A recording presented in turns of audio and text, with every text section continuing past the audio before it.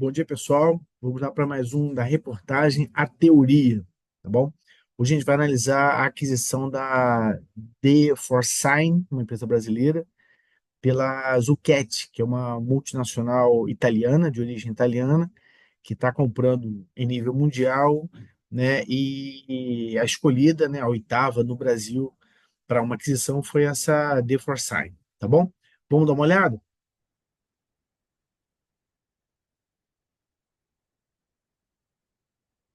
Tá bom. Então, mais um episódio do nosso da reportagem da teoria, desvendando os conceitos de finanças corporativas por detrás das notícias.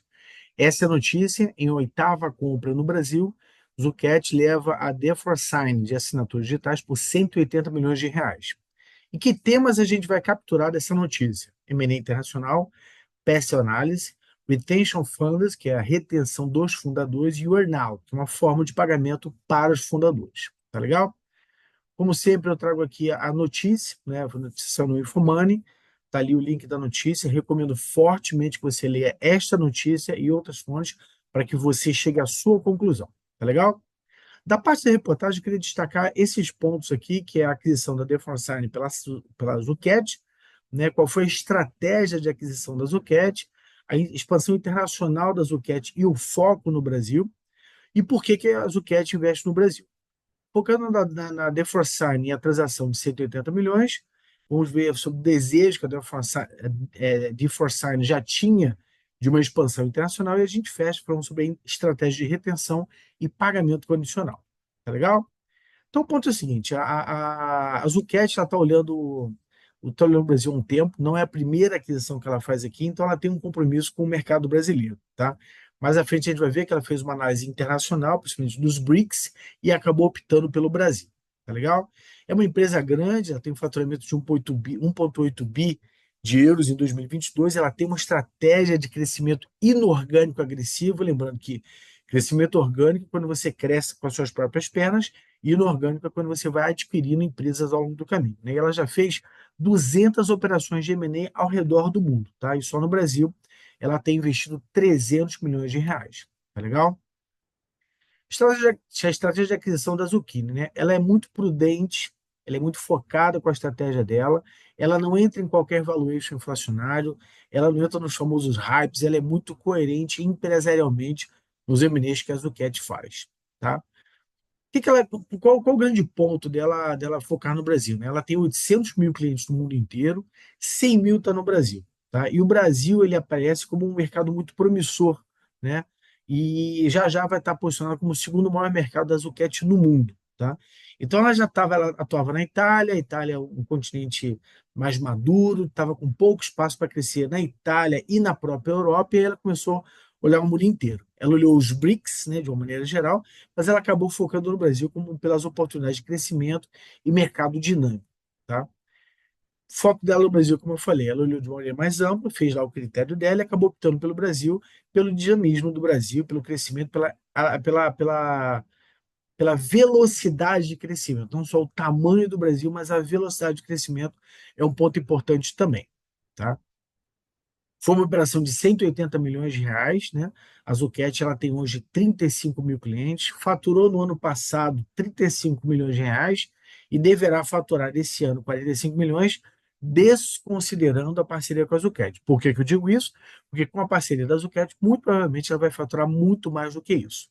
Só que a operação só vai sair se a Zucchetti cumprir, a Zucchetti, perdão, a D4Sign, ela cumprir alguns marcos previstos nessa operação. E outro ponto que é importante, a exigência da Zucchetti de que os sócios fundadores permaneçam na empresa por pelo menos 2 anos. Tá legal? De Forsyth sempre quis atuar internacionalmente e ver na Zucchetti um bom caminho, um bom parceiro para dar a mãozinha e atuar no mundo inteiro. Ela já tentou olhar no México, mas viu que o buraco era mais embaixo, viu que era um pouquinho mais complexo do que ela podia imaginar. E agora sim, com a presença da Zucchetti, com a força da Zucchetti, ela vai poder atingir mercados mundiais muito mais facilmente. Tá legal?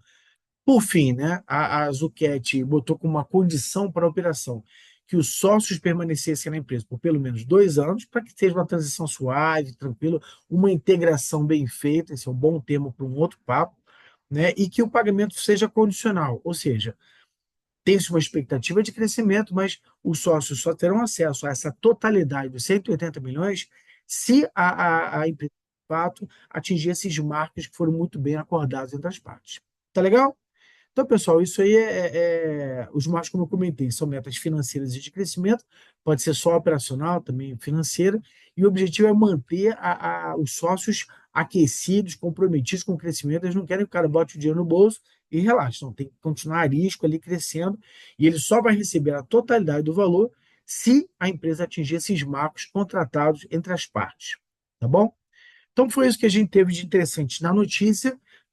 Que conexões eu te trago para as finanças corporativas? Quais são as motivações para uma expansão internacional via M&A, que é exatamente isso que a Zucchetti fez? A Pestel Análise, que é uma técnica para você decidir em que país você pode iniciar uma operação, né? E a técnica, né? A cláusula de retenção de fundadores e a cláusula de pagamento de earnout para você garantir o crescimento. Vamos dar uma olhada? Então, por que uma empresa ela vai entrar numa confusão de mercado internacional? Diversificação geográfica e redução de riscos. Se você está exposto mundialmente à Europa, Estados Unidos, América do Sul, África, Austrália, você tem uma dispersão maior. Se houver um problema localizado em uma região do mundo, você está tranquilo na outra parte. Então, essa dispersão geográfica, dispersão de bolsos, de riscos, isso é muito saudável. Acesso a novos clientes e mercados, né? Então, essa é a razão pela qual, de maneira geral, a América do Sul, né, com as questões, os problemas, os desafios que ela tem, ainda é alvo de muita empresa que vem para cá se estabelecer para crescer, porque o retorno mais do que compensa o risco. É um mercado jovem, pujante, que ainda pode crescer muito aí para frente, tá? Quando você expande internacionalmente, você pode buscar novas soluções, você já tem uma solução implantada, correndo, você não precisa criar do zero, tá? A inovação, você também compra não somente a empresa, mas as patentes, as ideias, as pessoas, você pode acelerar muito o seu processo de inovação e o crescimento inorgânico sempre é mais rápido, né? Você pode começar do zero, do seu jeitinho, mas quando você cresce de maneira inorgânica, você tem a capacidade de ter saltos maiores na sua escala de crescimento, tá bom? O PESEL Análise, né? A Zucchetti, né, ela, como eu comentei, ela olhou os BRICS como um todo e acabou optando pelo Brasil. Uma técnica que é muito utilizada quando você vai entrar numa determinada localidade, em algum país, é a tal da PESTEL-análise. P de político. Como é que é o ambiente político daquele país? É de fato uma república? Está bem estabelecida? Como é que são as regras, os regulamentos? São válidos, de fato? O E de econômico. Como é que é a economia daquele país? A moeda é forte, a inflação é muito alta, os juros é galopante. Uma empresa que vá se estabelecer lá, ela vai ficar lutando muito com questões cambiais, por exemplo. Questão social. Tem gente boa naquele país? Como é que é a oferta de mão de obra qualificada? Tem uma questão muito forte, por exemplo, sindical, né? Ambiente tecnológico, TI tecnológico. Como é que é a infraestrutura? Como é que é a energia elétrica? Como é que é a internet? Como é que é acesso a informações, né? Ambiente e de environment, ambiental. Como é que é o nível de exigência ambiental naquele país? Né? É um país que ele é mais restritivo, mais flexível, são pontos a ter atenção, e L de legal, de legal. Como é que é o engajamento político, jurídico, né, daquele país, e como é que é a questão de estabilidade jurídica, tá? Se existe um risco de mudança da lei de um dia para o outro. O que estava acordado no passado deixa de valer no momento atual. Tá legal? Por fim, por que é importante você manter os sócios, né, algum tempo depois do M&A? Ele conhece o negócio, ele conhece a operação, ele conhece o mercado, os clientes, os produtos. Está tudo na cabeça dele, foi ele que criou. Então é importante que você mantenha os sócios ali por um tempo, para que seja feita uma transição suave, tranquila. E o ponto principal, a integração pós-M&A é a causa principal de problemas, de falhas, de fracasso em M&A. Tá? Manutenção da cultura organizacional, porque a cultura, o fundador, ele manteve a cultura é ele, basicamente, né? Monta a identidade da empresa, e se você precisa manter a motivação e o engajamento do funcionário, do cliente e do fornecedor. Então, você ter o fundador próximo vai te ajudar muito nessa manutenção. Fidelidade dos clientes. Os clientes conhecem o fundador. Não dá para mudar a chave de um dia para o outro. Olha, não é mais você, agora sou eu. Então, essa transição suave é muito importante. Tá? E, por fim, para manter o cara aquecido, cláusula de earnout.